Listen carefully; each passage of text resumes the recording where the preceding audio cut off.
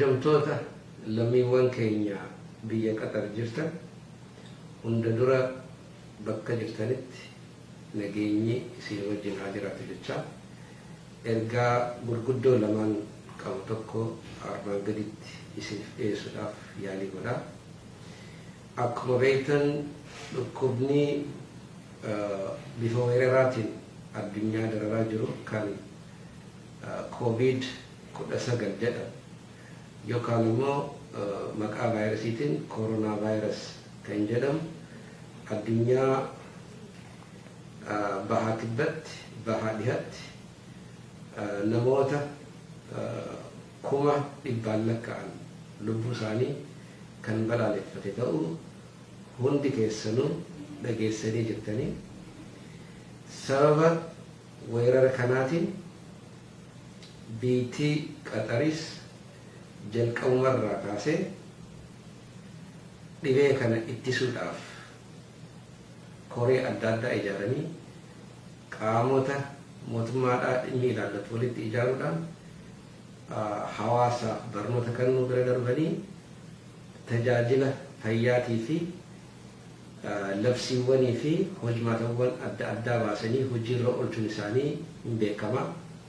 Bifuma wal fakkaatuun biyyi keenyaas mootummaan keenya dhibeen kun akka biyyatti rakkoo inni fiduu danda'u balaa fi gaaga'insa inni fiduu danda'u sirriitti hubachuudhaan garee ittisa dhibee kanaa sadarkaa biyyoolessaatti hundeessuudhaan durumarraa kaasee sochii adda addaati kan godhamaa ture. Dhihoo kan akkuma dhageessanittis dhibeen kun dhibee akka biyyatti dhufe waan ta'eef labsii atattamaadhaa labsuudhaan tarkaanfiiwwan adda addaa dhibee kana ittisuu danda'an sadarkaa biyyaatti fudhatamaa kan jiru ta'uu hundi keessanuu waan kan beektan ta'a jechuudha. Kun akkuma jirutti ta'ee odoo jiru jiraattonni keenya lammiiwwan keenya Itoophiyaadhaa warri Qaxar jirtan hundinuu akkuma isinis hubachuu dandeessan mootummaan Qaxar dhibeen kun akkuma beekameen labsii fi hojimaata adda addaa hojiirra oolchuudhaan tarkaanfiiwwanii fi dhorkamawwan adda addaa hojiirra oolchee jira. Kunis jiraattonni fayyaan isaanii lubbuun isaanii sababa weerara kanaatiin rakkoo keessa akka hin galle faayidaa guddaa kan fide jechuudha. Sababa kanaan lammiiwwan keenya biyya Qaxar jirtan hojii dhaabdanii mana taa'uudhaan walirraa fagaattanii daddabarinsa dhibee kanaa ittisuudhaaf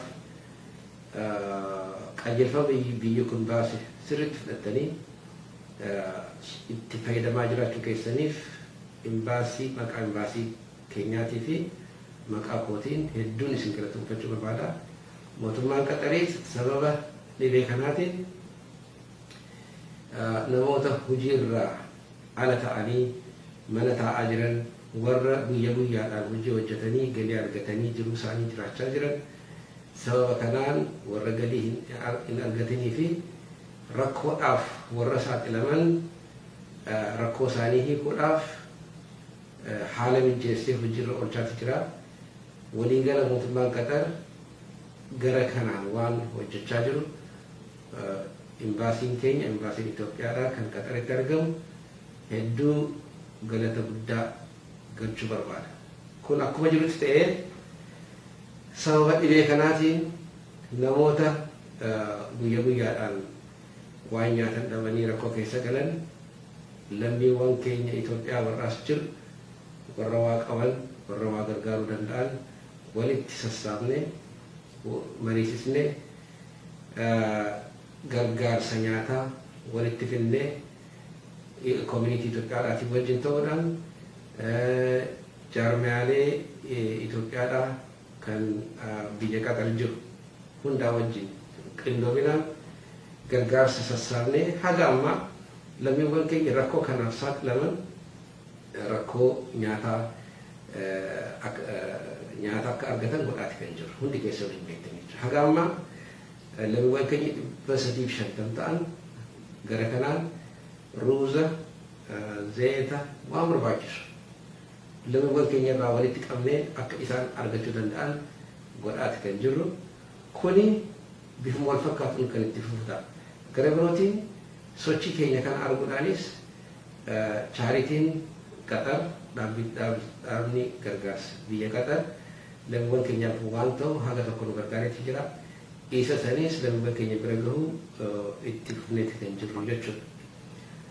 Gara imbaasiidhaatiin yoo ilaallu lammiiwwan keenya sababa adda addaatiin rakkoo keessa warra galu biiroodhaatti argamnee imbaasiidhaatti argamnee rakkoo isaanii baasuudhaaf akkasumattis bakka jiranitti isaan bira geenyee haala isaanii hubannee gargaarsa kennuudhaaf tuuta yeroo rakkoo akkanaa kana lammii keenya bira gahu sirreessuudhaan qindeessuudhaan hojii hojjechaatti kan jirru. Kanaan ala sababa koronaa vaayirasii kanaatiin humna qabnu haga tokko mana teenye humnoonni takkaanuu caasaan imbaasiidhaa hojjetoonni imbaasiidhaa haga tokko rakkoon yeroo uummata keenya qunnamu rakkoo isaanii warra hiikuu danda'u akka hojii galan godhaati kan jiru jechuudha. Kanaaf jecha dhaamsi kiyya inni guddaan dhimma kana irratti waa lama. Tokkoffaa lammiiwwan keenya sababa dhibee kanaatiin mana taa'aa jiran kan gargaarsa barbaadan kan dhugumatti gargaarsa barbaadan warri gargaarsa godhuu dandeessan akkuma ammaan dura godhaa turtan walitti dhuftanii akka gargaartan isin gaafachuu barbaada. Inni lammaffaan dhibeen kun kan lubbuu nama baasu waan ta'eef ergaa qajeelfamaa fi hojmaata mootummaan Qatar baaste sirriitti hordofuudhaan akka itti fayyadamtan akka kabajuu duwwaa ta'in akka hojiirra oolchitan deebi'ee isin hubachiisuu barbaada. Eegaan kana jedhee booda dhibeen kun dhibee daangaa qabu miti. Biyya hunda waliin gaheeti kan jiru. Biyyi keenya Itoophiyaanis akkuma biyyoottan biroo yeroo ammaan tanaa kana dhibeen kun argameeti jira jechuudha. Argamuu duwwaa ta'in lubbuu namaatii sadarkaa baaseerra jira jechuudha. Biyyi keenya akkuma beektan biyya guddoodha. Biyya namoota miliyoona 110 ol qabdu waan taateef balaan dhibeen kun fiduu danda'u hedduu baay'ee dhiyoonii fi irratti tumsuu baadhe yeroo ammaa kana jechuudha. Mootummaan qofti dhibee kan ittisuudhaaf sochiin inni godhu murteessaa ta'ee odoo jiru gahaadhaa miti. Dhibeen kun amantiin qabu, sanyiin qabu, naannoon qabu, daangaa hin qabu.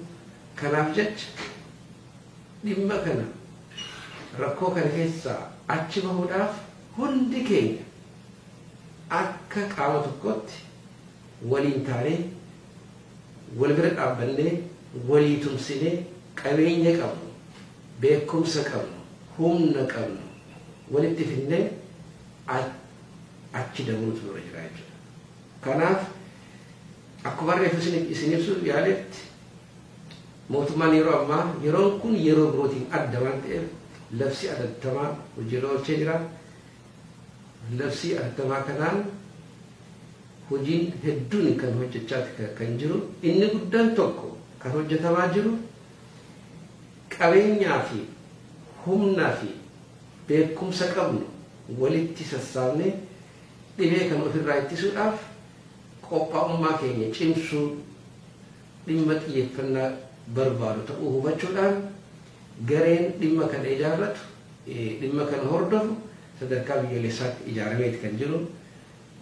Inni kun akkuma jirutti ta'ee biyya keessatti qotee bulaan, horsiisee bulaan, daldalaan, hojjetaan mootummaa, warreen amantii hundinuu qabeenyaan humna isaaniitiin beekumsa isaaniitiin kana bira darbanii immoo rabbii keenya kan dhibee kana nutti fide kadhachuudhaaf namni halkanii guyyaa dhaabbateet kan bulaa jiru jechuudha. Sababa kanaaf nutis biyya ambaa haa jiraannullee yoo ta'e biyyi qabnu biyyi tokkittiin biyya Itoophiyaa jedhamtu kan firaafiriyyoon keenya achi jiran kan achi jiraatan waan ta'eef asitti qalbiidhaan qaamaan as jiraannus qalbiin keenya biyya kan jiru waan ta'eef gara mootummaadhaatiin weerara kana ittisuudhaaf jiraattonni biyya alaatiis humna isaanii dandeettii isaanii qabeenya isaaniitiin akka dirmatan mootummaan waamicha dhiyeessee jira jechuudha. So waamicha kana bu'uura godhachuudhaan imbaasiin keenya koominiitiilee Itoophiyaa biyya kana jiruu fi jaarmaalee adda addaa waliin koree tokko hundeessine gargaarsa dhibee kana ittisuudhaaf biyya keenyatti nu barbaachisu qabeenyaa fi maallaqa walitti sassaabaati kan jiru jechuudha. So kanaaf isinis hundi keessanuu bakka jirtanitti of eeguudhaan dhibee kanarraa rakkoo isinitti dhufurraa of eeguudhaan garuu ammoo biyya keenyatti sochii jalqabne kana gargaaruu akka dandeessan maqaa kootii fi maqaa imbaasii Itoophiyaadhaatiin waamicha. Hagana yoo kennitan malee hin dandeessan wanni jedhamu hin jiru. Guyyaa tokko waan laaqanaa nyaattan sababa waamicha biyyi keenya nuuf dhiyeesseef guyyaa san irra darbitanii gargaarsa kanaaf gumaachuu hin dandeessan jechuudha. Hangas takka wanni guddoon maali? As jiraannus biyyi keenya yeroo waamicha nuuf dhiyeessitu waan nyaannurraa waan dhugnurraa qusannee waan haajaatti qabnurraa qusannee waamicha biyya keenyaatiif deebisuu kan nurra jiru waan ta'eef akkuma amma duras yeroo waamicha adda addaa sadarkaa biyyaalessaatti hawaasa biyya alaa jiruuf darbu haguma deebii kanaa turtan yeroon kun deebii haga ammaa kannaa turre sanii ol waan ta'eef achirratti akka cimtanii deemtan waamicha koo isinii dabarsuu barbaada. Yeroon kun yeroo darbeerraa yeroo addaa biyyi waamicha isinii dhiyeessitee jirti. Waamicha biyyi keenya nu dhiyeessite akkuma dandeessaniin wahuma dandeessaniin akka dirmattan waamichaan gara keenyaanis maqaa imbaasii Itoophiyaadhaatiin isinii dabarsuu barbaanna. Fayyaa ta'aa, jiraadhaa, dhibeerraa Rabbi isin haa eegu. Guyyaa gaarii yeroo gaarii isiniif haa ta'u. Galatoomaa.